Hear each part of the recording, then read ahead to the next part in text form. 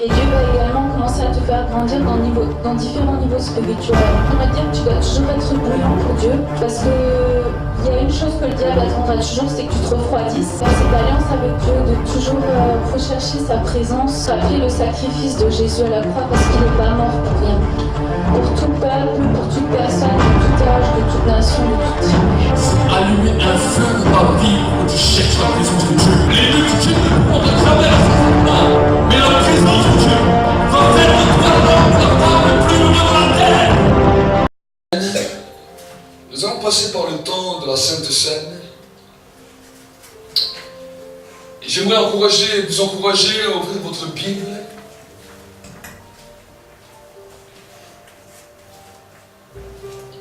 Dans le livre de Jean, au chapitre 14, verset 1er. Jean, chapitre 14, l'évangile de Jean, chapitre 14, verset 1er. Et nous allons voir ensemble ce que la parole de Dieu nous déclare.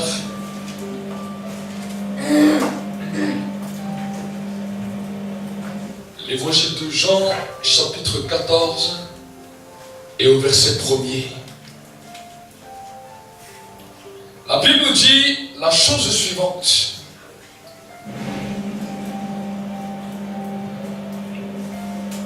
Que votre cœur ne se trouble point.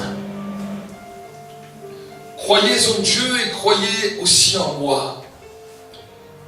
Il y a beaucoup de demeures dans la maison de mon Père, sinon je vous l'aurais dit. Car je vais vous préparer une place. Donc si je m'en vais et que je vous prépare une place, je reviendrai et je vous prendrai avec moi, afin que là où je suis, vous y soyez aussi. Dans le verset 4. Et où je vais, vous en savez le chemin. Thomas lui dit, Seigneur, nous ne savons où tu vas. Comment saurions-nous le chemin? Jésus lui dit, moi je suis le chemin, la vérité et la vie.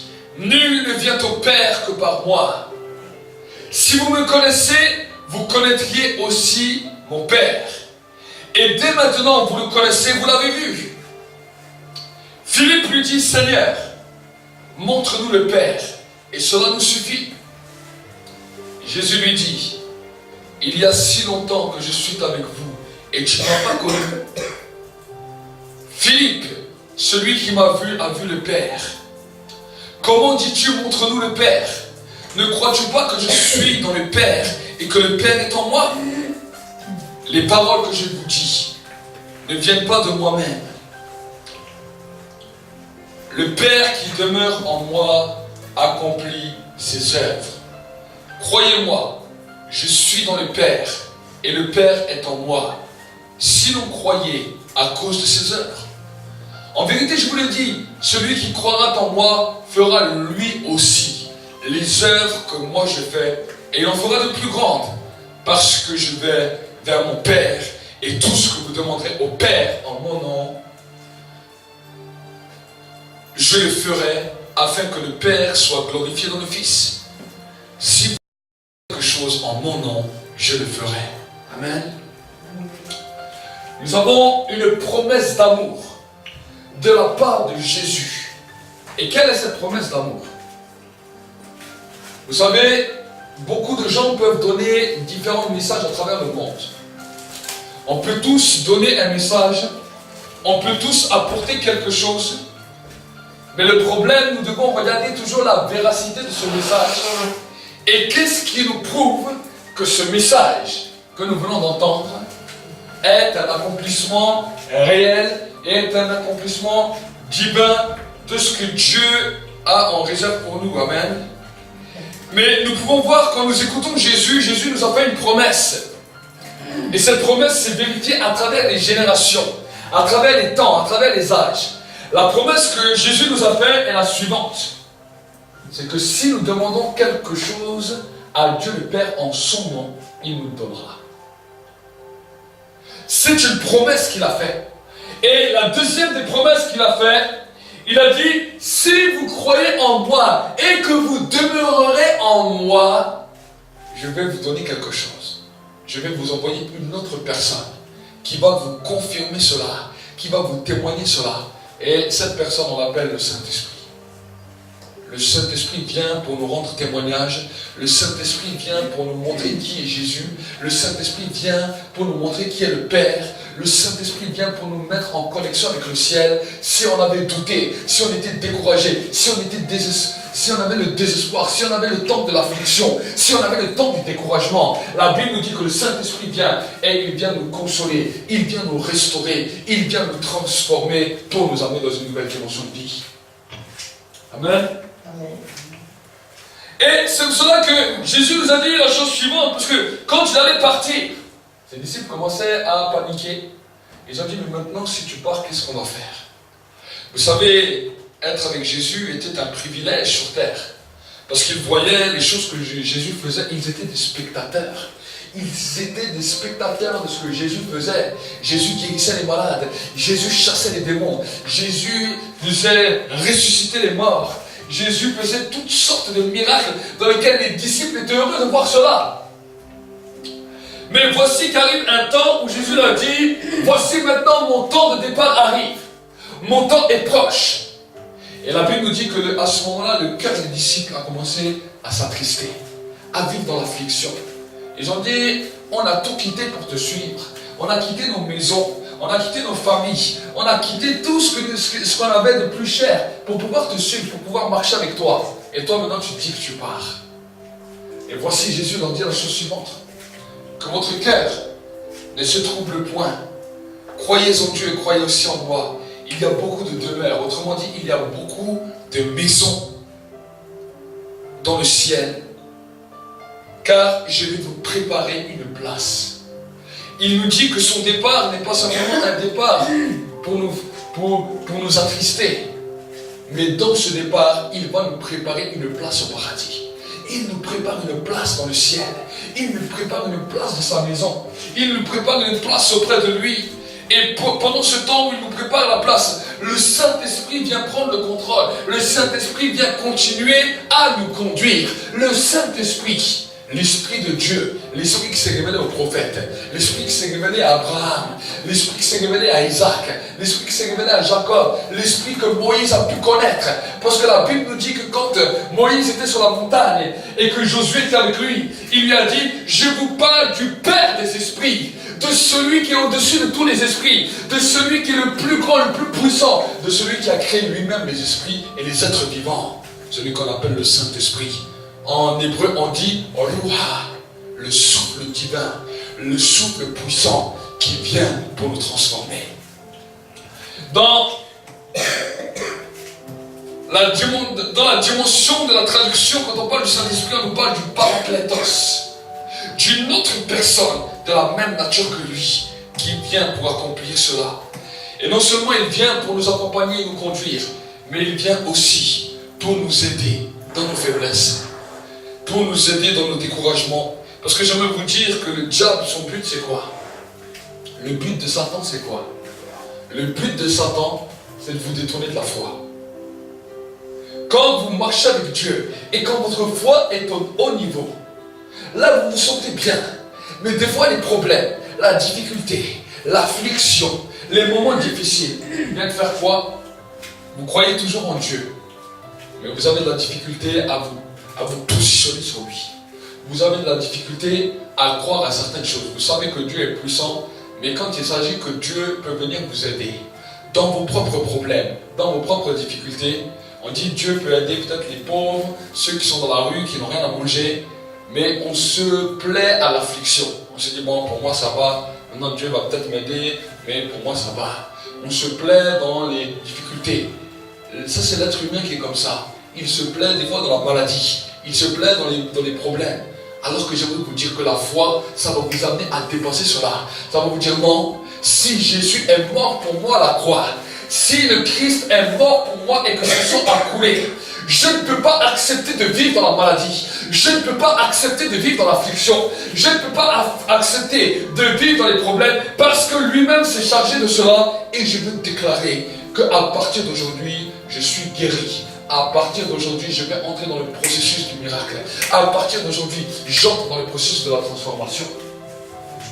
Ce que j'ai prêché mardi soir. Mardi soir, j'ai prêché par rapport au pouvoir que Dieu nous a donné. Dans le livre de Jean, au chapitre 1er, la Bible nous dit, au commencement était la parole était avec Dieu, la parole était Dieu. Tout a été fait par la parole de Dieu, de sorte que tout ce qu'on voit ne provient pas de ce qui est visible, mais de ce qui est invisible. Et quand vous continuez plus bas, il nous dit, la lumière est venue chez les siens, et les siens ne l'ont pas reçue. Mais à tous ceux qui l'ont reçue, à tous ceux qui croient en son nom, elle a donné le pouvoir de devenir enfant de Dieu. Quand tu reçois la lumière de Dieu dans ton esprit, quand tu reçois la lumière de Dieu dans ton cœur, tu reçois un pouvoir. La Bible nous dit, ce pouvoir, c'est le pouvoir de devenir enfant de Dieu. Et quand tu reçois ce pouvoir, le pouvoir est une capacité orale, le pouvoir est une capacité physique, le pouvoir est une capacité de l'esprit, le pouvoir est une capacité d'entendement, le pouvoir est une capacité qui va dépasser ta capacité naturelle. C'est ça qui va faire de toi un homme et une femme extraordinaire, un homme et une femme spirituelle, c'est ça. Nous avons les capacités physiques, nous avons la force physique, nous avons une capacité corporelle. La capacité corporelle a une limite. Tu ne peux pas aller jusqu'à une certaine limite. C'est pour cela que l'homme se fatigue. Il peut travailler toute la journée, mais arrivé le soir, il est obligé d'aller se reposer. Tu peux travailler ton intelligence. Combien d'intellectuels à travers le monde ont travaillé leur intelligence, ont développé leur capacité intellectuelle. Au bout d'un moment, ils arrivent à un temps où ils doivent arrêter. Parce que leur capacité arrive à une limite. Combien de personnes, des sportifs, sont arrivés à des hauts niveaux, mais à un certain niveau, ils sont obligés d'arrêter. Parce que la capacité du corps a une limite. Mais j'aimerais te dire que la capacité de la foi, c'est la vie divine qui est en toi. C'est l'Esprit de Dieu qui est en toi, qui communique ta propre personnalité, ton esprit qui un jour retournera à Dieu. Et cette capacité n'a pas de limite. Parce qu'elle n'est pas limitée par une enveloppe corporelle, mais elle est illimitée. Et c'est là-dedans où tu vas commencer à puiser ta foi. C'est là-dedans où tu vas commencer à te positionner sur Dieu. Parce que la Bible nous dit qu'en Christ, nous sommes assis dans les lieux élevés pour régner avec lui. Donc ça veut dire quoi? Ça veut dire que tu peux voir un environnement où tu te retrouves dans une situation. Vous savez, Joseph, il était en prison.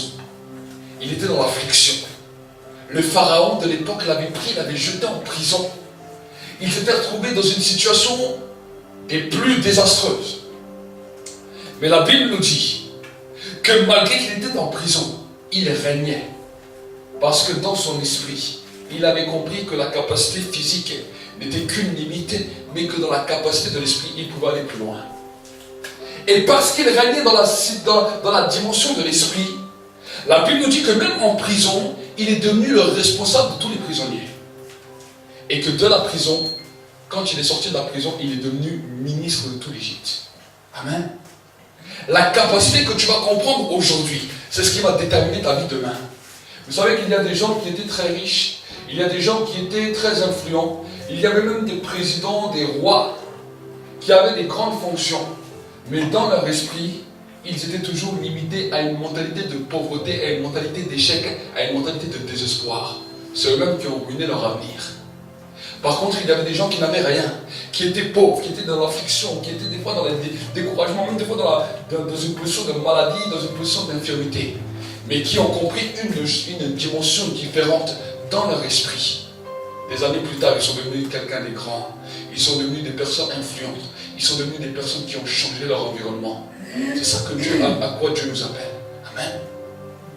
Dieu ne regarde pas sur la position dans laquelle on arrive quand on vient à lui. Nous sommes tous arrivés avec nos sacs, nos bagages et nos situations. Nous ne sommes pas tous nés dans la même position.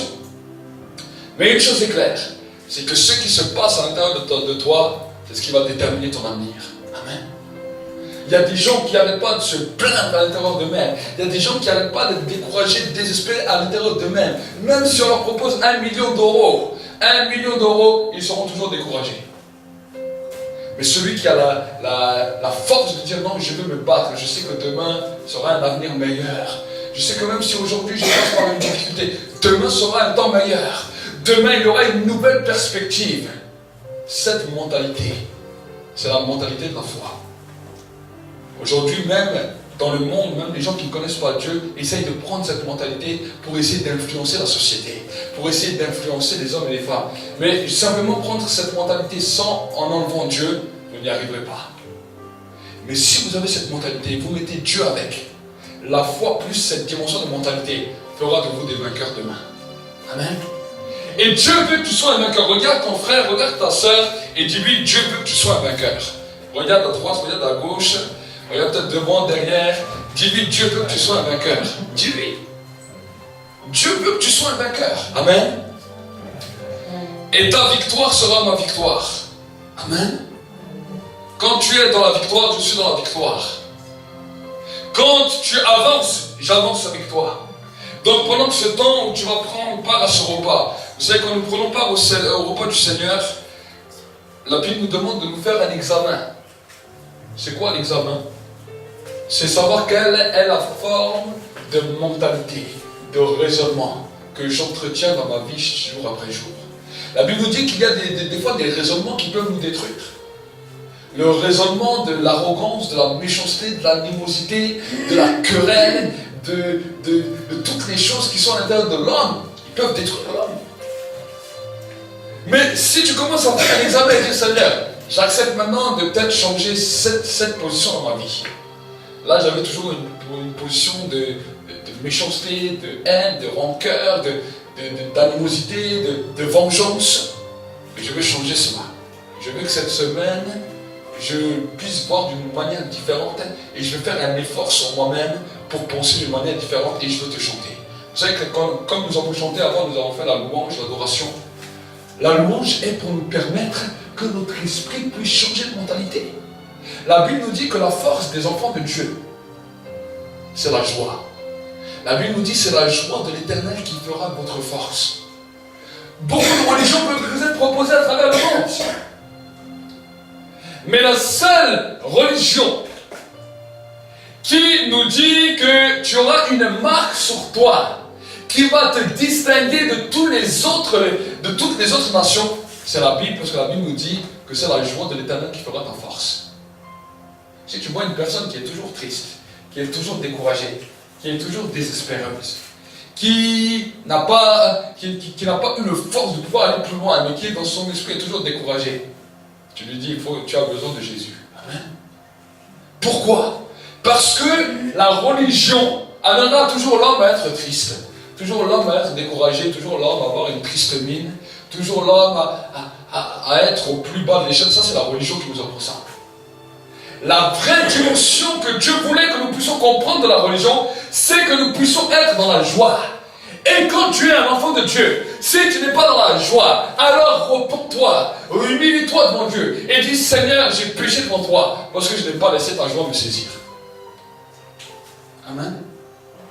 Je n'ai pas laissé ma joie te saisir.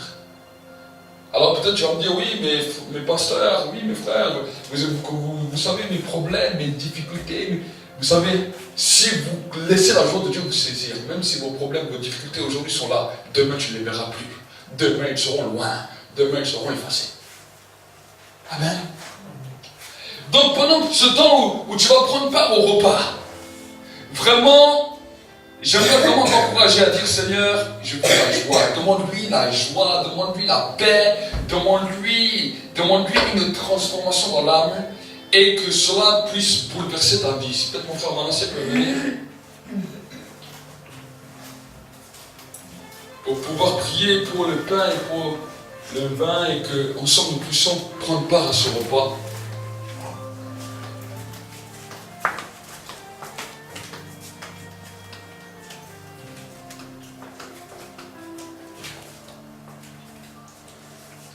Seigneur, pour cette Sainte-Seine, que le vin est ton sang et que le pain est ton corps, que nous allons prendre.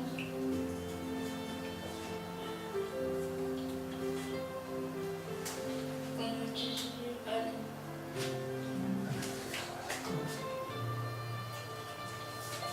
Que chacun puisse prendre part à ce repas pour un changement de mentalité.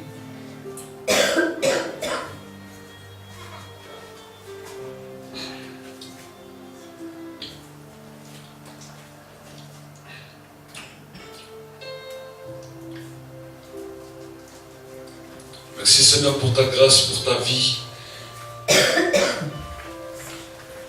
Seigneur, nous te bénissons, te rendons grâce et nous te demandons, viens changer nos mentalités.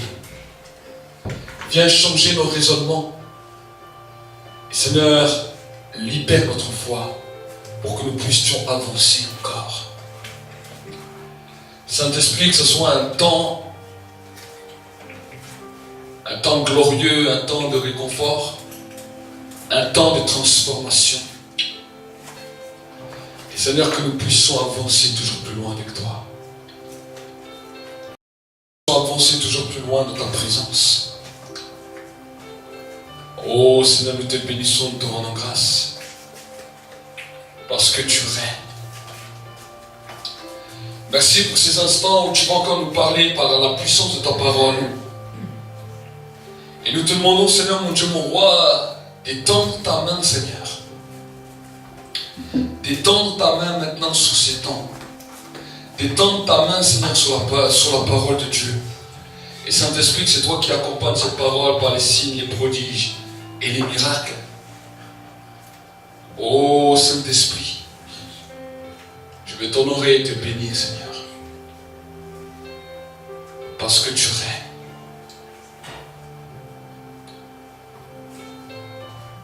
Merci Saint-Esprit parce que tu es glorieux, Seigneur. Dans le nom de Jésus-Christ. Amen.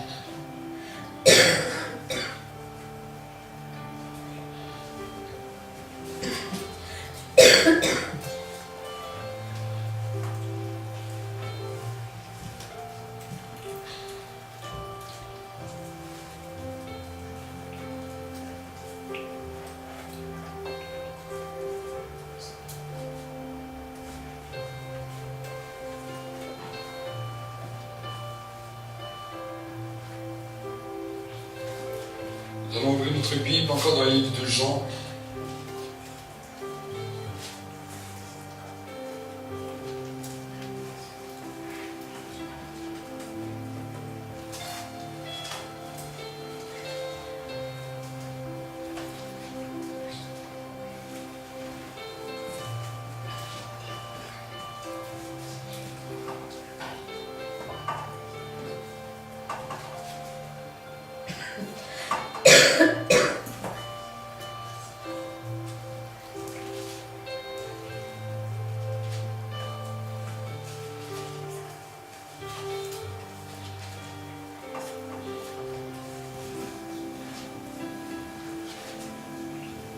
Jean au chapitre 4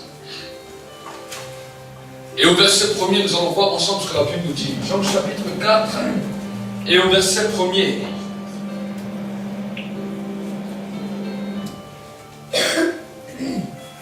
La Bible nous dit la chose suivante dans Jean chapitre 4 verset 1er. La Bible nous dit, le Seigneur sut que les pharisiens avaient appris qu'il faisait et baptisait plus de disciples que Jean. Toutefois, Jésus ne baptisait pas lui-même, mais c'était ses disciples. Alors il quitta la Judée et repartit pour la Galilée. Or, il fallait qu'il traverse la Samarie. Il arriva donc dans une ville de Samarie nommée Sichar, près du camp de Jacob, avait donné à Joseph son fils. Là se trouvait le puits de Jacob. Jésus, fatigué du voyage, était assis au bord du puits. C'était environ la 6e heure. Une femme de Samarie vint puiser de l'eau. Et Jésus lui dit, « Donne-moi à boire. » Car ses disciples étaient allés à la ville pour acheter des vivres.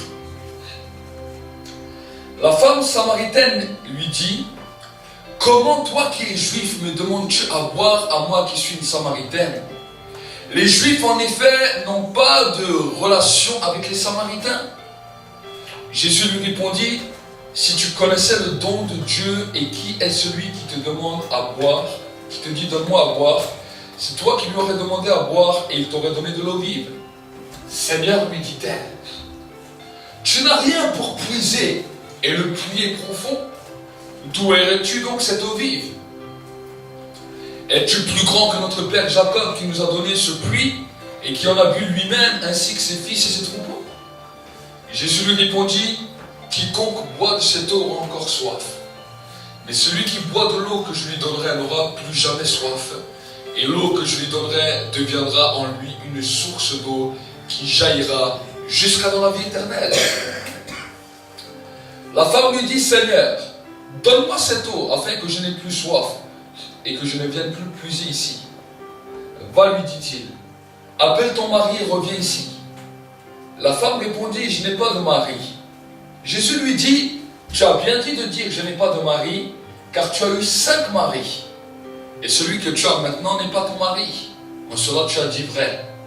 Seigneur, lui dit la femme, je vois que tu es un prophète. Nos pères ont adoré sur cette montagne, et vous vous dites que l'endroit où il faut adorer est à Jérusalem. Femme, lui dit Jésus, crois-moi, l'heure vient où ce ne sera ni sur cette montagne, ni à Jérusalem que vous adorerez le Père. Vous adorez ce que vous ne connaissez pas. Nous adorons ce que nous connaissons, car le salut vient des Juifs. Mais l'heure vient, et c'est maintenant, où les vrais adorateurs adoreront le Père en esprit et en vérité, car ce sont de tels adorateurs que le Père recherche. Dieu est esprit, et il faut que ceux qui l'adorent en esprit et en vérité. La femme lui dit, je sais que le Messie vient, celui qu'on appelle Christ. Quand il sera venu, il nous annoncera tout. Jésus lui dit, je le suis, moi qui te parle. Alors arrivèrent ses disciples qui furent étonnés de ce qu'il parlait avec une femme. Toutefois, aucun ne dit, que demandes-tu ou de quoi parles-tu avec elle? La femme laissa donc sa cruche, s'en alla dans la ville et dit aux gens, venez voir un homme qui m'a dit tout ce que j'ai fait. Ne serait-ce pas le Christ? Et ils sortirent de la ville et vinrent vers lui. Pendant ce temps, les disciples le priaient en disant, Rabbi, mange. Mais il leur dit, j'ai à manger une nourriture que vous ne connaissez pas. Les disciples se disaient donc les uns les autres, quelqu'un m'aurait-il apporté à manger? Et Jésus leur dit, ma nourriture est de faire la volonté de celui qui m'a envoyé et d'accomplir son œuvre. Ne dites pas qu'il y a encore 4 mois jusqu'à la moisson. Eh bien, je vous le dis, levez les yeux et regardez les champs qui sont blancs pour la moisson. Déjà, le moissonneur reçoit un salaire et amasse le fruit pour la vie éternelle, afin que le semeur et le moissonneur se réjouissent ensemble. Amen. La Bible nous parle de cette histoire qui est magnifique et extraordinaire. La Bible nous dit que Jésus va à Samarie. Et que quand il va à Samarie, voici qu'il était fatigué et qu'il eut soif. Et dans ces temps, dans ces instants, la Bible nous dit qu'il rencontre une femme samaritaine qui est là. Et Jésus veut casser les codes des pensées, les codes des raisonnements. Vous savez qu'à l'époque du temps de Jésus, les Juifs et les Samaritains ne se parlaient pas. Parce qu'il y avait eu un différend entre eux. Donc, le peuple juif et le peuple samaritain ne s'adressaient pas à la parole. Ils se regardaient, ils pouvaient se voir, mais ils n'allaient pas discuter ensemble. Ça allait casser une règle, ça allait casser une mentalité. Et je pense aujourd'hui, à l'heure actuelle, dans notre temps, dans notre siècle, peut-être qu'il n'y a pas tel peuple qui ne parle pas à tel peuple, mais nous pouvons voir que dans la rue, celui que tu ne connais pas, les gens ne vont pas s'adresser à ceux qui ne connaissent pas.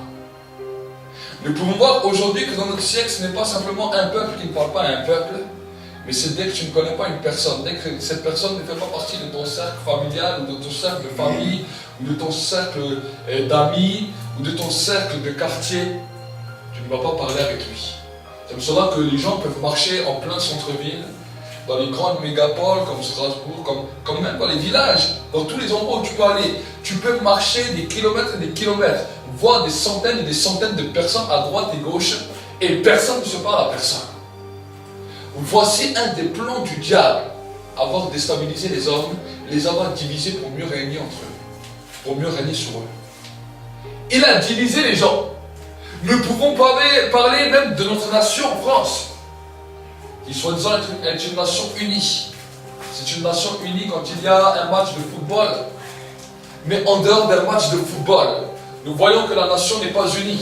Parce que tu peux marcher dans la rue et personne ne peut te dire bonjour pendant des kilomètres.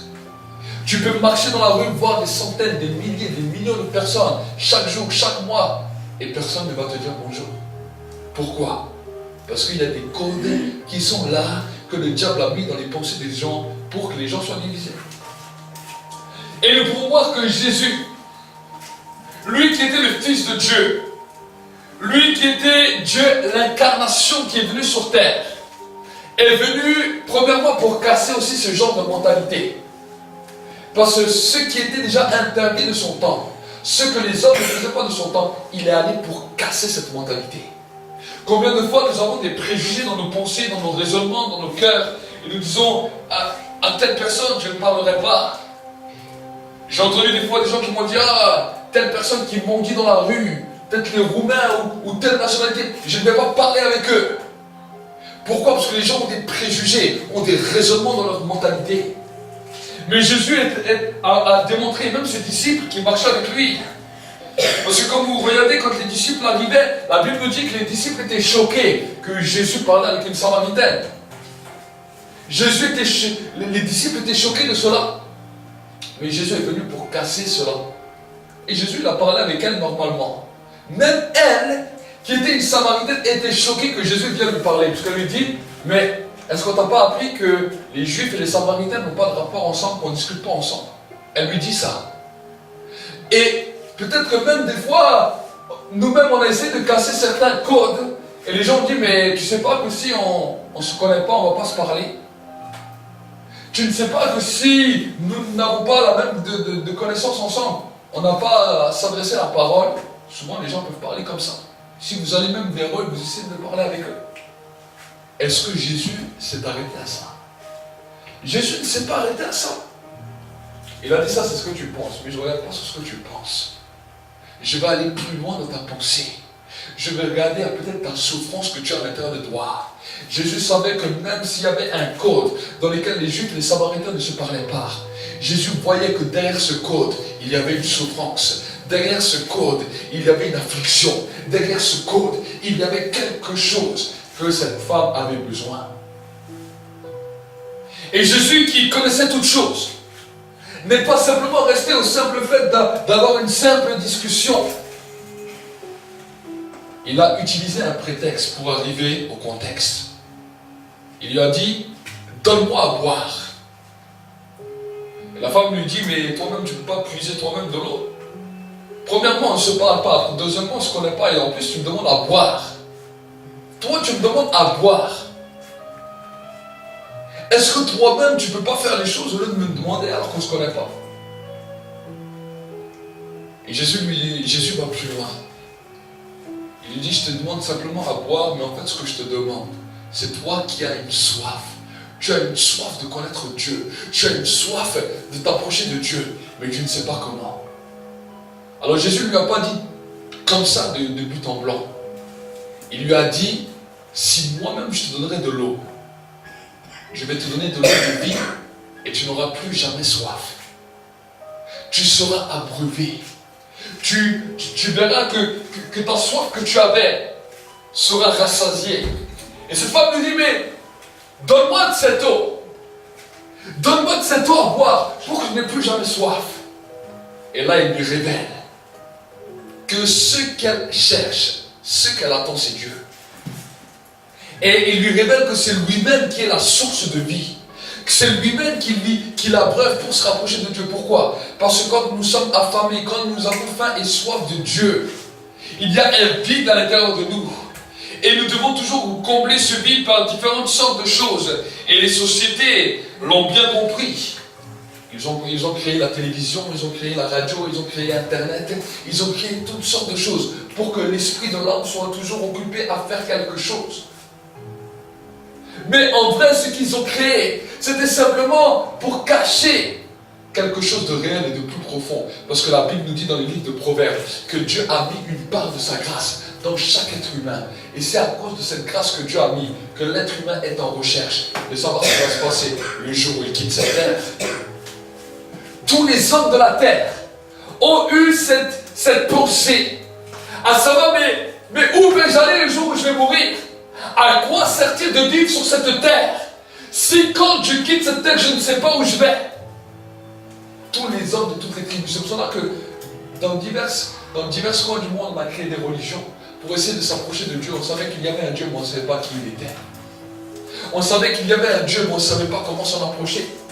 Il y avait une faim et une soif dans l'homme qui était insatiable. Et c'est pour cela que dans certaines religions, quand on a essayé de les contraindre ou d'essayer de dire que ce qu'ils étaient en train de faire était faux, ils se sont même pris à tuer. On ne peut pas tuer un nom de Dieu. Dieu lui-même peut se protéger lui-même. Nous n'avons pas besoin, Dieu n'a pas besoin que nous sommes des protecteurs de Dieu et de tuer d'autres êtres humains pour le nom de Dieu. Ça, c'est parce que les hommes n'ont pas de force face à certains arguments. Alors ils peuvent prendre des armes pour tuer. Mais Dieu lui-même peut défendre son message. Est-ce que vous comprenez? Si même celui qui ne nous accepte pas, ce n'est pas grave. Dieu lui-même peut défendre son message. Ce n'est pas à nous de défendre le message de Dieu. C'est lui qui le défendra. Nous sommes simplement là pour l'accepter. Et cette femme qui était samaritaine essayait de défendre son message, essayait de défendre son raisonnement, essayait de défendre sa faim et sa soif. Mais sa faim et sa soif étaient tellement terribles que Jésus savait que cela a détruit sa vie. Alors avant d'aller au contexte réel, il lui dit, femme, si tu veux cette eau vive, il n'y a pas de problème. Il lui dit, va chercher ton mari. Et là, cette femme lui dit, je n'ai pas de mari. Et Jésus lui dit, c'est vrai. Ta faim et ta soif de recherche t'a tellement détruit que tu as eu 5 maris. Et celui que tu as là maintenant ne t'appartient. Est-ce que vous comprenez? Des fois dans nos vies, dans nos situations, nous sommes passés par des situations d'affliction, de difficultés tellement terribles. Mais cela cachait un mal-être réel dans notre vie. Cela cachait un réel mal-être dans notre cœur. Et nous ne savions comment le déterminer. Mais ce réel mal-être, c'est parce que nous étions loin de la présence de Dieu. Ce réel mal-être, c'est parce que nous ne connaissions pas Dieu. Ce réel mal-être, c'est parce que nous voulions connaître Dieu, mais nous n'arrivions pas à nous approcher de lui. Et cela a commencé à détruire notre vie, premièrement intérieure, notre cœur, nos raisonnements. Et j'aimerais vous dire que quand nous ne savons pas où nous allons, il y en a un qui ne va pas se détruire. Celui-là, on l'appelle Satan. Lucifer. Lui, il ne va pas se gêner pour essayer de nous détruire. Parce qu'on ne sait pas où est la lumière. On ne sait pas où est la vérité. On ne connaît pas vers quel chemin se diriger. Et lui, il vient alourdir notre vie. Il vient détruire notre vie intérieure, notre vie affective, notre vie sentimentaliste, nos relations autour de nous, les relations avec les uns et les autres. Pourquoi? Parce que le manque de connaissance amène une destruction dans l'humanité. Pas simplement dans l'Église, mais dans l'humanité tout entière. Les gens qui n'arrivent pas à percer ce mystère avec la présence de Dieu. Le diable vient pour détruire. Et quand nous-mêmes nous sommes enfants de Dieu et que nous ne comprenons pas ce que Dieu attend réellement de nous, qu'en vrai il vient pour arrêter notre faim et notre soif que nous avions de toutes ces choses de ce monde, pour que nous puissions comprendre et saisir qui il est vraiment. Si nous ne comprenons pas ça, l'ennemi vient pour essayer de nous détruire, pour essayer de nous déstabiliser.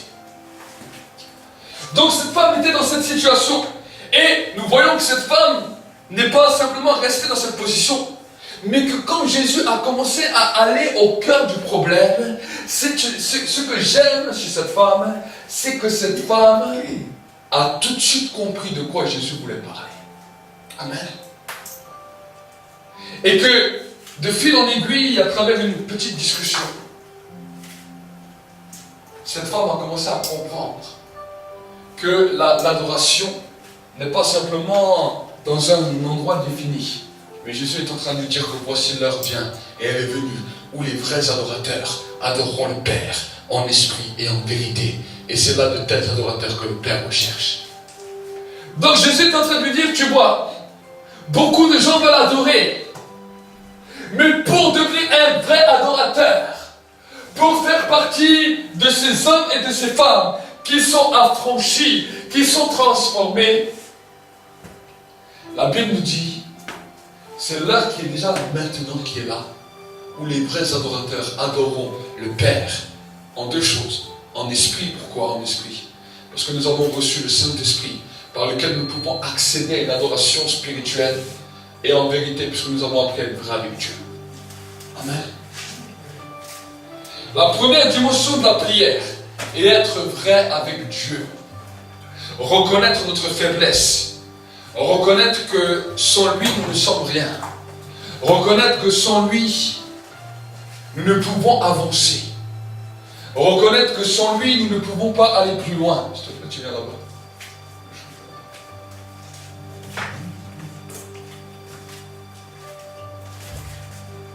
Et quand nous commençons à comprendre cela,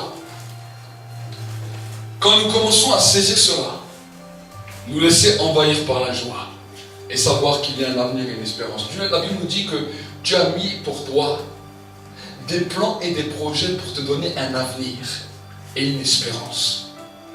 Ça, c'est la dimension de la foi. Savoir que Dieu a des projets pour moi, pour me donner un avenir et une espérance. Tu peux venir des fois sans avenir, sans espérance. Il y a des gens des fois qui sont convertis, qui ont donné leur vie à Jésus, qui étaient sur le lit de mort. Il y a des gens qui étaient condamnés par la médecine. Il y a des gens qui étaient condamnés par les situations de la vie. Mais quand ils ont tourné leur regard vers le Christ, leur regard vers le Messie, voici qu'un avenir et une espérance est venu. Et cela a pu bouleverser leur vie. C'est le pasteur Yun Kisho qui, au début de sa conversion, avant qu'il se convertisse, était un bouddhiste. Et alors qu'il était bouddhiste, il avait une maladie, celle où on crache le sang, comment ça s'appelle? La tuberculose. Il était en train de mourir de la tuberculose dans un hôpital. Et alors que les docteurs lui disaient que c'était fini, qu'il allait mourir, il était jeune, il avait 19, 20 ans. Et les docteurs lui ont dit, voilà, maintenant vous vomissez du sang, vous crachez le sang, vous allez mourir, c'est fini pour vous. Voici qu'une infirmière qui était là dans l'hôpital lui donne une Bible. Et lui au début, il ne voulait même pas la Bible, il a dit, moi je suis bouddhiste, je ne veux rien savoir de cela. Et la femme lui dit, mais regardez quand même, ça ne vous coûte rien. Dans l'état et dans la situation dans laquelle vous êtes, ça ne vous coûte rien. Et voici que Yun Kisho commence à ouvrir cette Bible, et il commence à lire la Bible, et il commence à être touché par le message de Jésus, il commence à voir ce que Jésus a fait, il commence à être interpellé par le message de l'Évangile. Et là, tout en lisant sa Bible, à travers les jours et les semaines qui passaient, voici que juste en lisant la Bible, Dieu l'a visité et Dieu l'a totalement guéri de sa tuberculose. Et dans son engagement, il a reçu une révélation personnelle de qui était Christ. Il a accepté Jésus, il a accepté de se convertir. Et il a commencé à marcher avec Dieu. Et aujourd'hui, il a à peu près une des plus grandes églises à travers le monde où il y a pratiquement 1 million de personnes, la plupart des anciens bouddhistes qui viennent adorer Jésus chaque dimanche et chaque semaine. L'évangile n'est pas simplement arrêté à un groupe de personnes, mais l'évangile va au-delà des nations, va au-delà des peuples, va au-delà des cultures, va au-delà des préjugés, va au-delà de toutes sortes de raisonnements. Et cette Samaritaine ne connaissait pas non plus quel était le message de la bonne nouvelle. Mais Jésus est venu lui apporter. Nous pouvons voir que à travers juste cette femme, tout un pays de Samarie, toute une ville de Samarie s'est tournée vers Jésus. Parce que la Bible nous dit que ce n'est pas simplement elle, mais qu'elle a amené toute une foule de gens qui est venue avec. Amen. Elle a compris le message. Et cela a bouleversé sa vie. Et je veux te dire, peut-être tu es venu avec une faim et une soif insatiable. Des fois, la faim, la soif peut nous fatiguer. La Bible nous dit qu'il y aura un temps où la faim et la soif sera terrible. Ça va même prendre la vie des jeunes gens, la vie des jeunes filles. Pourquoi? Parce qu'ils auront une soif et ils n'arriveront pas à trouver. Nous sommes dans un temps où ta faim et ta soif ne peuvent pas être activées par toutes les choses de cette vie. Mais tu dois dire, Seigneur, je veux que ma faim et ma soif soient abreuvées par toi. Je veux que ma faim et ma soif soient nourries par toi. Je veux venir auprès de toi pour que tu changes ma vie, pour que tu changes mon raisonnement, pour que tu changes ma mentalité. Je ne veux plus avoir faim et soif simplement de ce que les docteurs peuvent me dire, de ce que les personnes peuvent me dire. Combien de personnes ont été fatiguées par les docteurs? Combien de personnes ont été fatiguées par la médecine? Combien de personnes ont été fatiguées par la politique? Combien de personnes ont été fatiguées par tout l'environnement dans lequel nous vivons? La parole de Dieu, la Bible nous dit, c'est ce qui demeurera éternellement et ce qui n'aura pas de fin. Le ciel, la terre passera, mais la parole de Dieu restera éternellement. Éternellement, elle n'aura pas de fin. Amen. Mon frère, ma soeur, j'aimerais vraiment t'encourager parce que c'est important. Nous sommes dans un temps où les mentalités vont à droite, vont à gauche, où les raisonnements vont à droite, vont à gauche, où les gens peuvent vite se laisser avoir par tout ce que ce monde propose. Aujourd'hui, quand une personne n'est pas bien, on lui dit, regarde un film. Quand elle n'est pas bien, on lui dit, écoute la musique. Quand elle n'est pas bien, on lui dit, va voir un docteur ou prends un médicament. Il y a toutes sortes de choses aujourd'hui qui sont là pour faire oublier l'âme. Mais j'aimerais te dire que quand nous ne sommes pas bien, quand nous sommes dans le temps de l'affliction, ne reste pas dans ce temps de l'affliction, ne laisse pas passer une journée dans le temps de l'affliction. Mais dis, Seigneur, quand je suis dans le trou, quand je suis dans le gouffre, c'est vers toi que je veux crier. Quand je suis dans le temps de l'affliction, de la difficulté, je sais que ce temps, si je reste dans ce temps, si je reste dans cette mentalité, si je reste dans ce raisonnement, demain ça détruira mon avenir, demain ça détruira mon futur, demain ça détruira mes projets. Est-ce que vous saisissez que ce qui est à l'intérieur de nous peut créer ou peut détruire? Combien de gens ont eu peur d'avoir certaines maladies? Ils ont tout fait pour se protéger de ces maladies. Un jour, ils vont chez leur docteur et le docteur leur dit, vous souffrez de telle et telle maladie. Et les gens ont des chocs. Ils disent, comment ça se fait que j'ai toujours eu peur, j'ai toujours tout fait pour ne jamais choper cette maladie et maintenant je l'ai attrapée. Ce que la personne avait à l'intérieur d'eux, ce que la personne avait à l'intérieur d'elle, cette peur, c'est ce qui a amené ça. La Bible nous dit, ce que je crains, c'est ce qui m'arrive, ce que je redoute, c'est ce qui m'atteint. Mais si tu commences à dire, Seigneur, je ne veux pas redouter le malheur, je ne veux pas avoir peur du malheur, mais je veux déclarer que mon futur sera meilleur que ma vie présente. La vie de demain sera meilleure que ma vie d'aujourd'hui. Ce soir, quand je vais me coucher, même si je me suis couché dans une situation difficile ou extrême, je déclare que les bontés de l'Éternel, les bontés de mon Dieu ne sont pas arrivées à leur terme, mais qu'elles se renouvellent chaque matin. Dès que j'ouvrirai les yeux, un jour nouveau se lève pour moi. Dès que j'ouvre les yeux, une espérance nouvelle se lève. Dès que j'ouvre les yeux, le temps de l'affliction et le temps de la difficulté sera fini. Et je veux le déclarer aujourd'hui.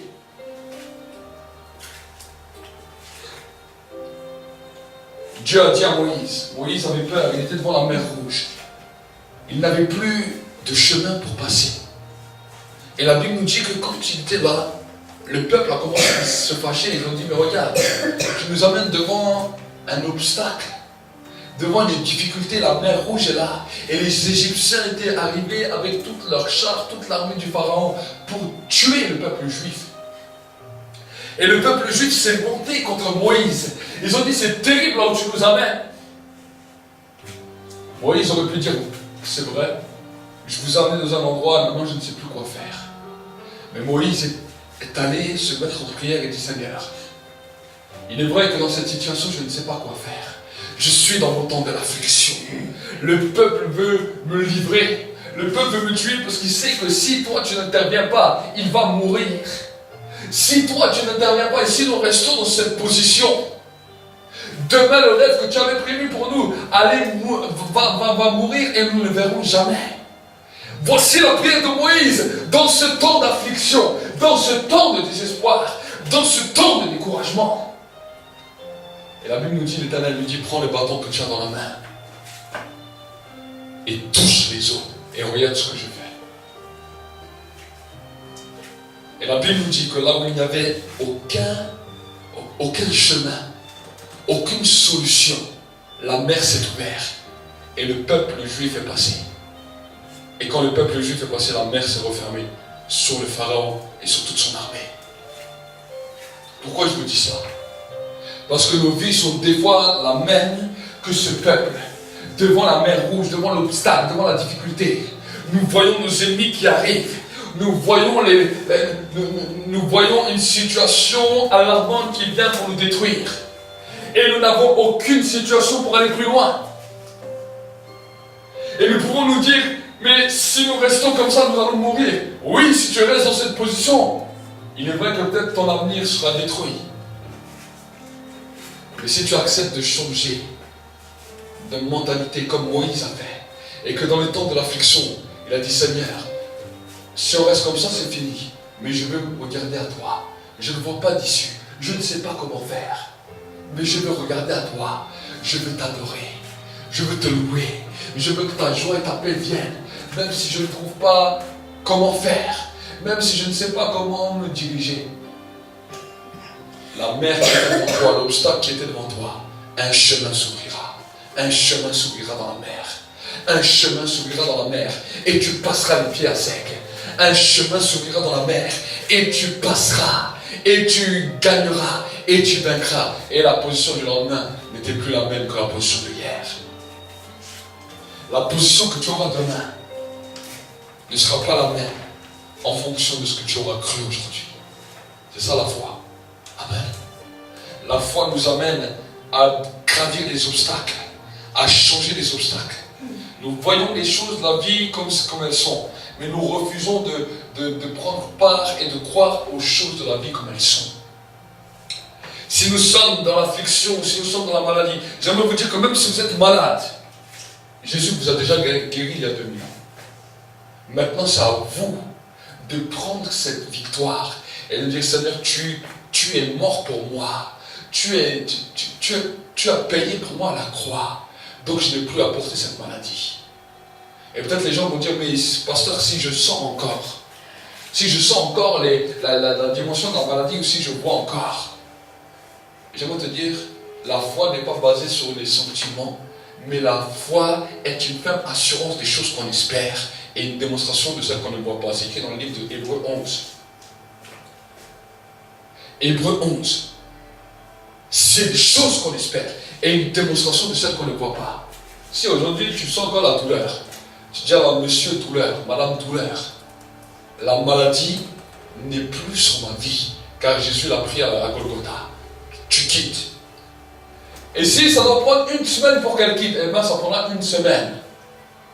Mais toi, il faut que tu restes et que tu demeures dans la foi. Il faut que tu continues à déclarer.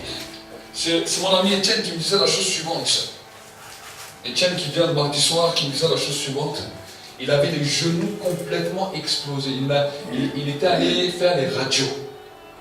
Il n'avait plus aucun cartilage sur ses genoux. Chaque fois qu'il marchait, il m'a dit les genoux c'était terrible. Les deux genoux, il ne pouvait ni plus se mettre à genoux. Dès qu'il montait un escalier, c'était terrible. Et qu'est-ce qu'il m'a dit qu'il a fait? Tous les jours, il répétait 100 fois. Il m'a dit, tous les jours, j'ai commencé à répéter 100 fois. Merci Seigneur, je suis guéri, tu guéris mes genoux. Même moi-même, au début, quand il me disait ça, j'ai souri. Il me dit, tous les jours, je répète ça 100 fois par jour. Il les comptait 100 fois par jour. Il dit, merci Seigneur, je suis guéri, tu m'as guéri mes genoux. Et il imposait les mains sur ses genoux tous les jours. Il venait chaque culte, je priais même pour lui, pour ses genoux. Chaque culte, il repartait, mais toujours les mêmes genoux. Toujours la même souffrance, toujours les mêmes douleurs. Et chaque fois il me dit, mais tu sais, je répète tous les jours, 100 fois par jour, merci Jésus, tu guéris mes genoux. Et ça a pris plusieurs mois. Plusieurs mois il était comme ça. Et je le voyais mardi après mardi, je me disais, même moi-même, des fois j'ai mal au cœur pour lui, je dis, mais il est vraiment motivé. Même les docteurs parlaient de pouvoir peut-être lui mettre des prothèses, des choses comme ça. Lui dit non, j'ai refusé tous les prothèses, j'ai refusé tout ça. J'ai dit, tous les jours je répète 100 fois. Et il essaie de monter des escaliers avec la douleur, la difficulté. Mais un jour il va dans une réunion, il me dit je vais dans une réunion, et là il n'avait même pas pensé par rapport à ses genoux. Et là, il a dit la langue de Dieu n'a une lui où voulait imposer les mains, mais une chose est claire, il m'a dit que tout d'un coup, une chaleur a visité ses genoux. Il savait qu'à ce moment-là, il était guéri. Et toutes les douleurs au niveau de son genou, tout a disparu. Et même, il a refait des examens et tout est devenu normal. Tout est redevenu totalement normal. Mais quelle détermination! Imaginez répéter ça 100 fois par jour, tous les jours, pendant des mois, malgré la douleur, malgré la difficulté. J'ai pas vu pourquoi je donne ce témoignage? Parce que j'ai pas vu beaucoup de gens qui ont persévéré comme ça. J'ai vu des fois des gens qui venaient, je prie pour eux. Alors, s'ils voyaient qu'ils étaient guéris, ils étaient contents. S'ils n'étaient pas guéris, ils disaient, je sens encore, ou je sens un peu moins, mais la douleur est encore là, le problème est encore là.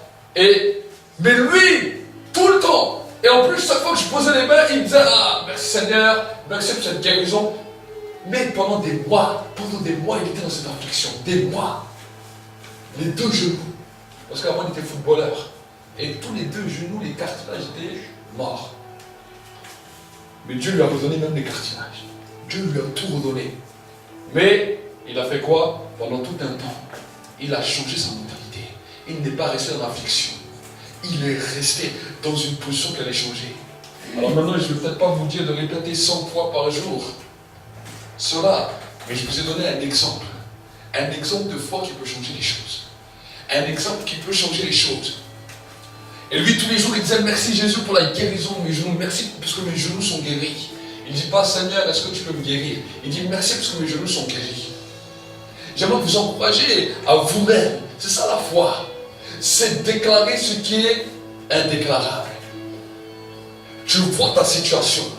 Le docteur peut même plus dire ça. Mais toi, tu déclares une parole qui est plus puissante et plus grande. Parce que vous savez, dans le monde spirituel, il y a un combat avec les paroles. La parole est créatrice. Parce que tout ce qui a été créé par la parole de Dieu. Jésus lui-même qui est venu sur terre est l'incarnation même du Verbe de Dieu. Est l'incarnation de la parole de Dieu. Il a été mis dans une chair comme nous. Parce que Dieu savait que ce qui était le plus important pour l'homme était la parole. Pour toi, ce qui est le plus important, c'est la parole. C'est ce que tu vas dire. C'est ce que tu vas déclarer. Et aujourd'hui, le symbole de la parole est en train d'être détruit par la mentalité de l'homme au point que l'homme ne croit même plus ce qu'il dit. Mais sachez que tu crois ou que tu ne crois pas, ce que tu dis de ta bouche est créateur. Amen. Ce que tu dis de ta propre bouche est créateur. Créer quelque chose n'est pas simplement prendre ses mains et essayer de modeler quelque chose et créer. C'est pas ça la vraie création. La vraie création, c'est déjà la bouche. Ce que ta bouche dit, c'est ce qui va se créer. Et les hommes n'en ont pas la connaissance. Et c'est pour ça que le diable utilise bien la bouche de beaucoup de personnes pour détruire, pour maudire, pour insulter, pour calomnier. Vous savez que certaines paroles peuvent tuer plus que des coups. Certaines paroles peuvent tuer plus que des coups. Combien de personnes qui ont dans les temps de guerre ont résisté, ont une mentalité de fer à travers les coups. Mais combien de personnes sans coups sont morts à l'intérieur parce que des paroles les ont tués, les paroles les ont détruits, les paroles les ont anéantis. Même nous-mêmes, on peut nous avoir menacés, on peut nous avoir fait toutes sortes de choses. Mais quand certaines paroles vont droit au but, même des personnes que nous aimons, même des personnes qui nous tiennent proches, certaines paroles sont venues comme des coups de couteau, peuvent être plus fortes que des paroles ou que des coups que nous avons reçus. Pourquoi? Parce que la parole est créatrice. Et nous-mêmes, en tant qu'enfants de Dieu, quand nous nous convertissons, nous ne comprenons pas tout de suite ce raisonnement. Nous ne comprenons pas tout de suite ce qui est attrait à la parole, et c'est pour cela qu'il est bon de l'entendre dire. Pourquoi? Parce qu'avec ma parole, je peux tuer, ou avec ma parole, je peux créer, ou je peux faire vivre, ou je peux faire mourir. Faites attention à ce que vous dites avec vos bouches. Alors, il est vrai qu'au début de notre conversion, Dieu peut nous faire grâce. Dieu peut nous faire grâce, et heureusement que Dieu ne regarde pas à toutes les paroles que nous disons, sinon nous serions déjà 6 pieds sur terre depuis longtemps. Mais quand nous continuons à grandir, et que nous voulons grandir sur le chemin de la maturité, Dieu ne rigole plus avec nous comme quand nous étions jeunes. Dieu dit, tu as voulu avancer avec moi. Donc maintenant, c'est un temps où il faut que tu fasses attention à ce qui sort de ta bouche. Tu dois faire attention, mon frère, ma soeur, à ce qui sort de ta bouche. Parce que vous savez, des fois, on peut pleurer après. On peut être découragé après. Mais une fois qu'on a détruit, on a détruit. Et ce que j'ai appris avec Dieu, à travers ces années, c'est de faire attention à la manière dont nous parlons. Pas simplement de nous-mêmes, pas simplement de notre entourage, mais de quoi nous parlons, de notre pays, de notre société, des gens autour de nous, des personnes qui sont autour de nous. Pourquoi? Parce que notre parole a la puissance de la création. Et plus que nous prenons conscience de cela, et plus que nous commençons à saisir cette dimension, alors nous sommes utiles pour Dieu. Si Dieu voit que dans nos bouches, il n'y a que des sales paroles, que des mauvaises paroles, que des paroles de découragement, que des paroles de désespoir, que des paroles de critique, que des paroles de calomnie, que des paroles de haine, que des paroles de rancœur, Dieu dit, je ne peux pas mettre mon sceau sur ces personnes. Je ne peux pas mettre mon exaucement total sur ces personnes. Non seulement, tu ne peux pas avoir un exaucement total, mais quand toi-même tu vas prier, tu vas avoir l'impression que le ciel est fermé. C'est terrible. Tu pries, tu as l'impression que le ciel est fermé. Pourquoi? Parce que Dieu dit d'abord règle ce que tu as réglé, et ensuite je trouve le ciel. L'ouverture du ciel, c'est ça qui est important avec l'ouverture du ciel. Pourquoi? Parce que notre attitude va permettre que le ciel s'ouvre ou que le ciel se ferme. Pourquoi je vous dis ça? Parce que la Bible nous dit que nous sommes devenus des sacrificateurs pour Dieu à cause du sacrifice de Jésus. Mais la Bible nous montre, quand vous regardez à travers l'histoire de la Bible, nous pouvons voir que certains sacrificateurs, même des souverains sacrificateurs, quand ils allaient une fois par an dans le lieu très saint pour présenter le péché du peuple, certains sacrificateurs, le ciel était ouvert. Alors au début, le jugement de Dieu était terrible. Celui qui était prêt, il pouvait ressortir vivant. Celui qui n'était pas prêt, il ressortait mort. Mais quand vous voyez à travers l'histoire, nous voyons qu'arrivé à un certain temps, Dieu en avait marre de chaque fois tuer l'homme. Et Dieu a préféré des fois, à certains moments, au lieu de tuer le sacrificateur, de fermer le ciel. Le sacrificateur rentrait, il présentait le péché. Mais parce que ni lui ni le peuple n'étaient prêts, le ciel était fermé. Et pendant tout un temps, nous voyons que le souverain sacrificateur, qui avait les fonctions, qui était des descendants d'Aaron, qui était descendant du sacerdoce royal, il vient et rien ne se passe. Le ciel est fermé. Pourquoi il y a cette image dans la Bible? Pour nous montrer qu'aujourd'hui aussi, il y a des enfants de Dieu qui ont le sacerdoce, qui avaient l'appel de Dieu, qui avaient tout sous eux, mais qu'à cause de leur parole, qu'à cause de leur négligence, de leur cœur et de leur brutalité, quand ils vont dans la prière, ils sont comme ce sacrificateur qui vient, mais le ciel est fermé.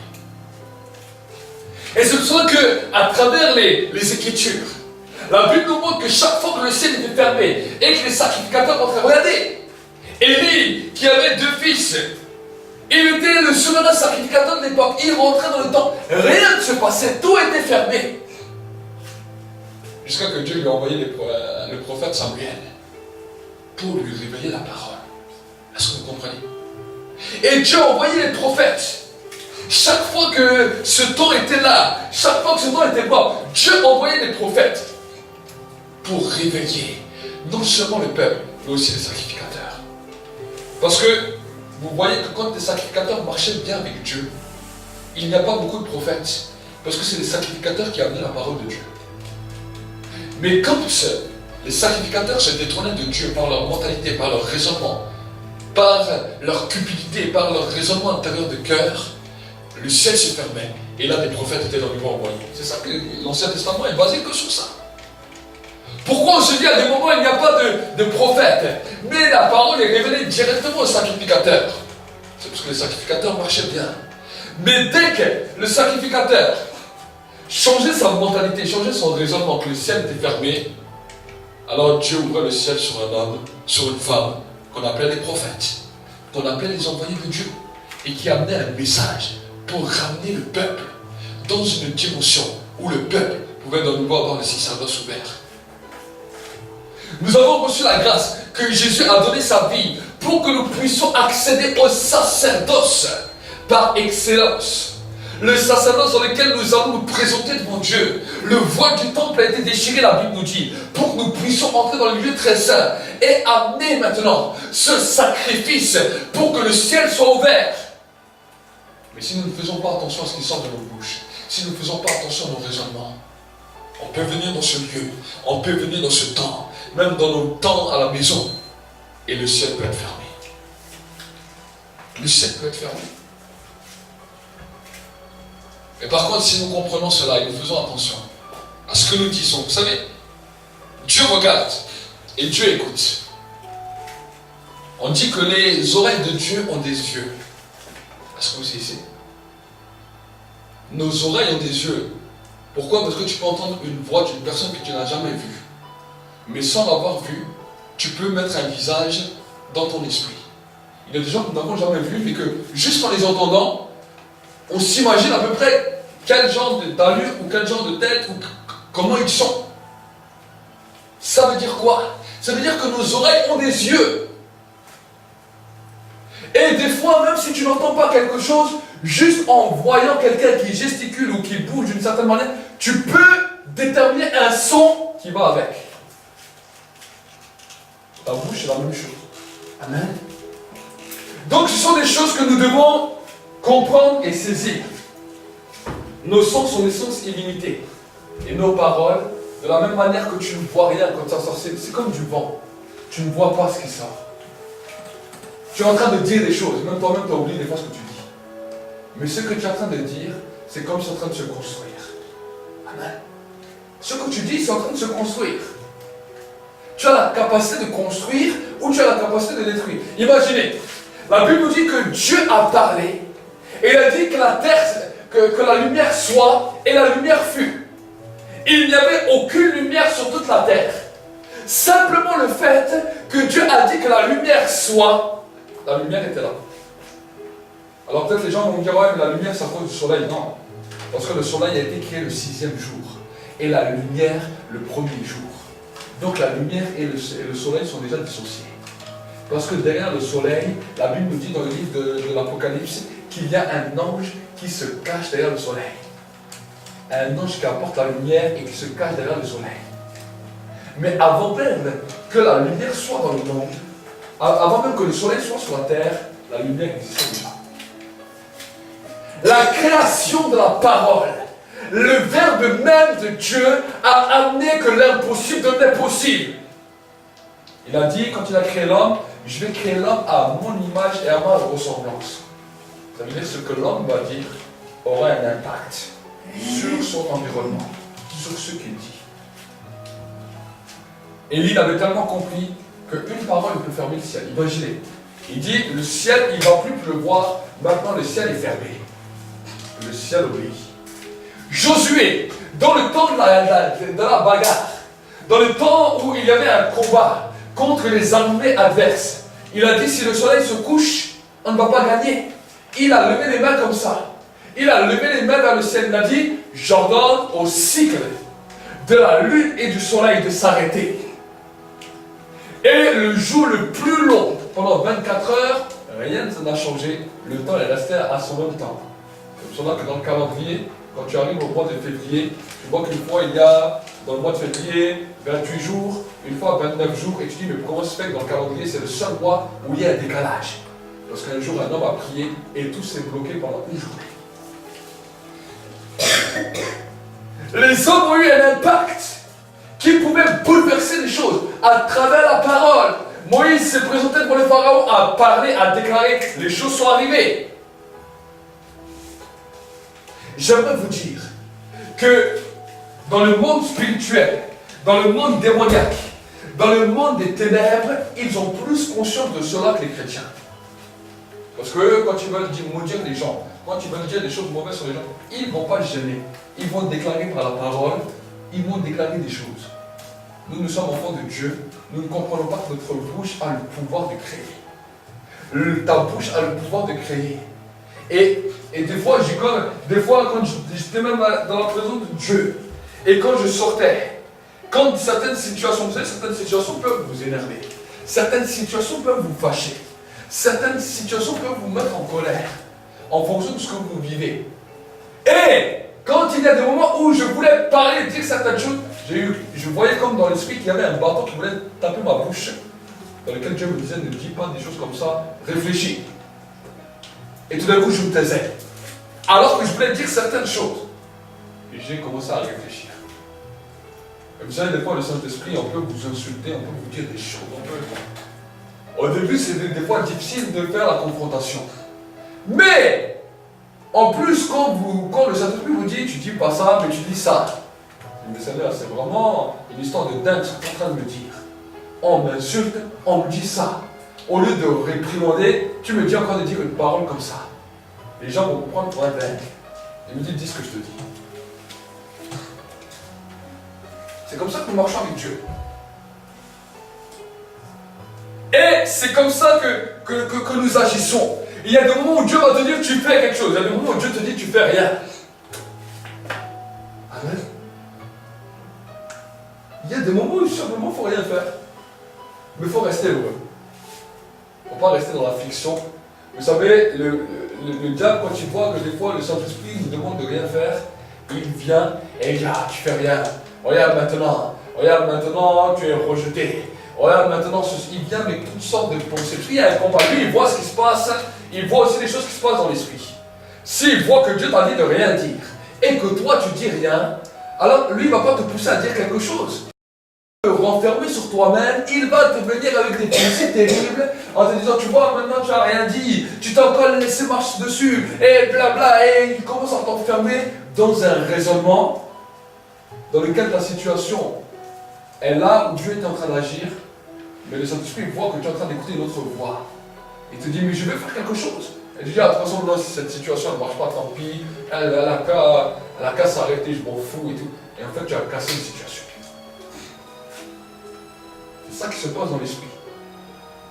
Et c'est pour cela que des fois les chrétiens sont venus me voir et me disent, mais je ne comprends pas Dieu.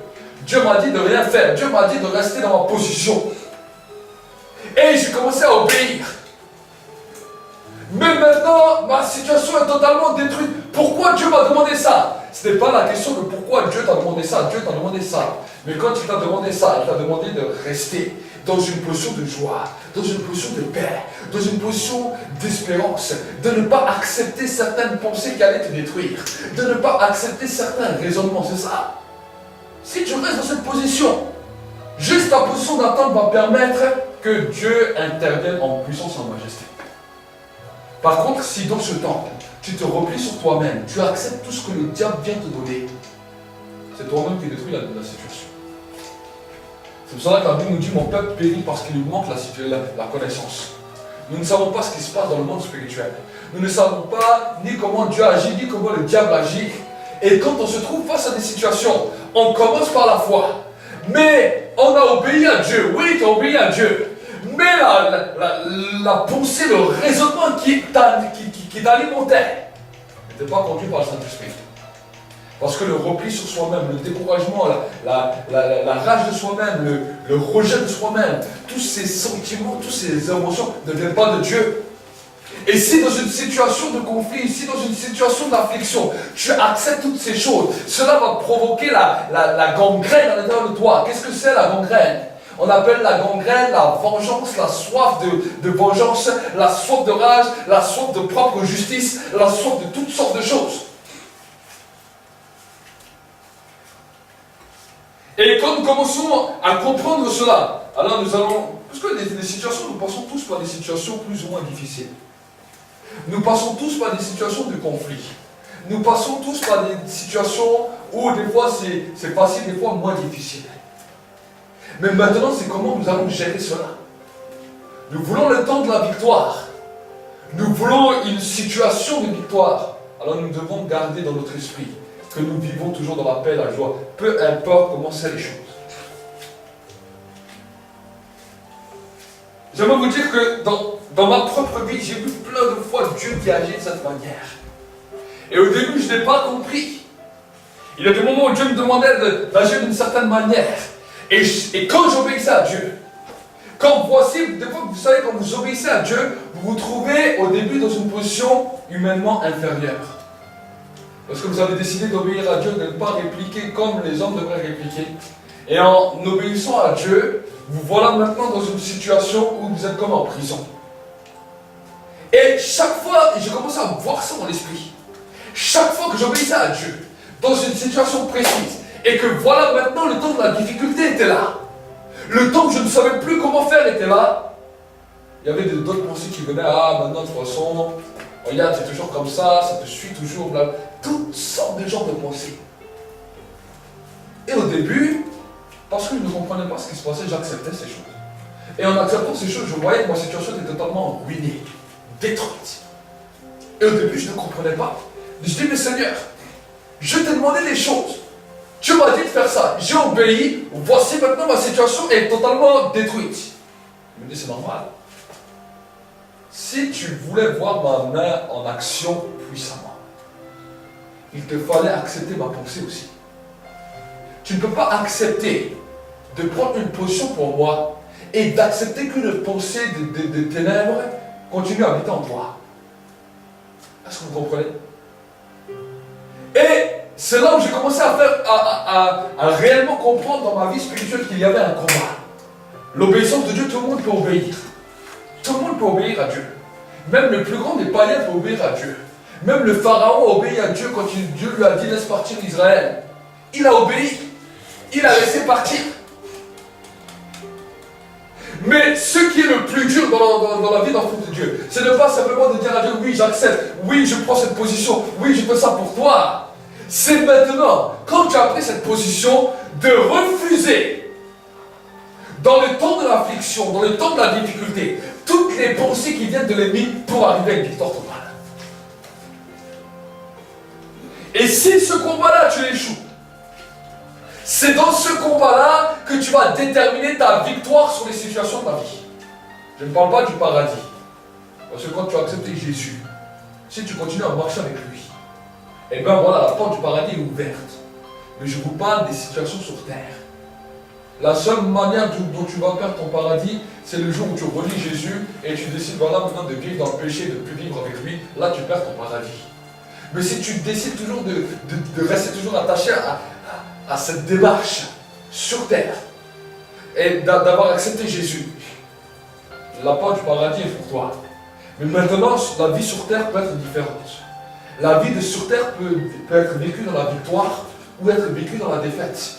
Même en tant qu'enfant de Dieu. Même ayant accepté Jésus. Pourquoi? Parce que maintenant, sur terre, il y a premièrement l'obéissance à Dieu.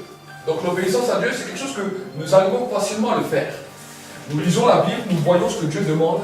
Il y a des moments où Dieu peut nous parler, Dieu peut nous révéler des choses, Dieu peut nous parler par des rêves, des songes, des visions. Il peut nous montrer des choses. Là, on obéit. Ça, c'est facile.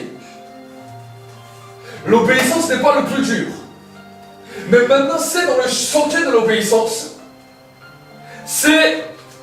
Le sentier de l'obéissance va te mettre dans une position où Dieu te met un petit peu à l'écart. Dans une position où Dieu te met à l'écart, c'est ça qu'on appelle l'affliction. C'est ça qu'on appelle le découragement. C'est ça qu'on appelle le désespoir. Maintenant, dans ce temps-là, c'est là où c'est à toi d'accepter la pensée de Dieu. Tu as tellement été habitué à te laisser décourager quand tu n'arrives pas à quelque chose. À te laisser déboîter quand tu n'arrives pas à quelque chose, que maintenant, quand tu es dans cette position, le diable vient avec toutes sortes de pensées. Ah, tu n'as pas de haine peut-être contre les gens, mais contre toi-même, tu ne penses pas des choses bien sur toi. Contre toi-même, tu es dur avec toi-même. Contre toi-même, tu te décourages, tu te désespères. Tu dis, ah, de toute façon, j'ai toujours vécu ça, bien fait pour moi, je l'ai peut-être mérité. Et de toute façon, je ne mérite pas le bonheur. Et de toute façon, si même Dieu même, c'est déjà pas mal. On a plein de raisonnements. Et tu laisses toutes ces choses-là se développer en toi. C'est ça qui détruit ta situation d'entreprise. C'est ça qui détruit ton avenir. C'est ça qui te fait tourner en rond. C'est ça qui a détruit les enfants d'Israël dans le désert. Ils auraient dû rentrer dans le pays où coule le lait et le miel. avec une mentalité, oui, voilà, demain nous serons dans un super pays, demain nous vivrons bien. Non. Eux, ils ont dit, retournons en Égypte. Ah, nous ne méritons pas ce bonheur. Nous étions toujours esclaves. Tu veux voir la victoire dans ta vie? Alors deviens un vase qui est prêt au service de Dieu pour que le ciel soit toujours ouvert sur toi. Amen. Nous allons prier ensemble pendant un instant.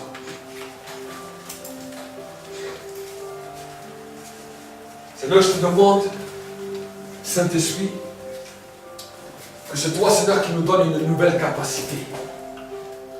Une nouvelle capacité de changement, une nouvelle capacité de raisonnement. Et que, Seigneur, mon Dieu, mon roi, dans le temps de la victoire, dans le temps, Seigneur, mon Dieu, mon roi, de l'affliction, nous pouvons voir, Seigneur, le temps de la victoire totale.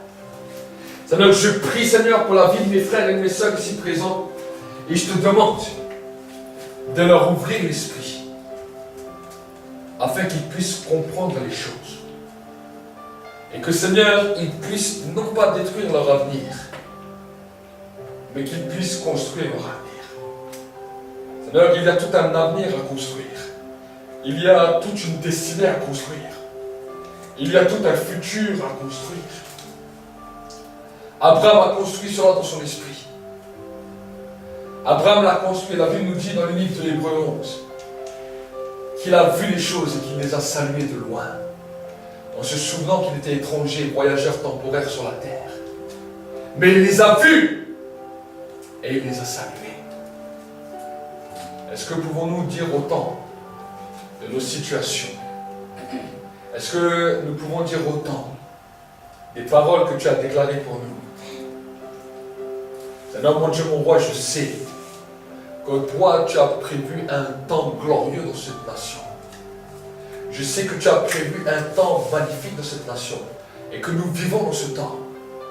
Nous vivons dans ce temps parce que c'est la révélation et la connaissance qui amène ton peuple à briller comme des lumières sur cette terre.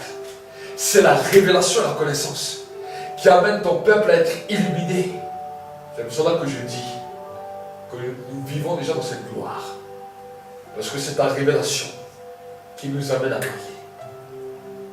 Je te demande d'aider les uns et les autres dans leur situation et que demain cela devienne une victoire totale. Ouvre-leur le ciel, Seigneur, et change leurs pensées et leurs paroles pour la gloire de Dieu le Père. Nous te bénissons et te rendons grâce dans le nom de Jésus. Amen. Et Dieu va également commencer à te faire grandir dans différents niveaux spirituels. On va dire que tu dois toujours être bouillant pour Dieu, parce que il y a une chose que le diable attendra toujours, c'est que tu te refroidisses. Dans cette alliance avec Dieu, de toujours rechercher sa présence, rappeler le sacrifice de Jésus à la croix, parce qu'il n'est pas mort pour rien. Pour tout peuple, pour toute personne, de tout âge, de toute nation, de toute tribu. Allumer un feu dans ta vie où tu cherches la présence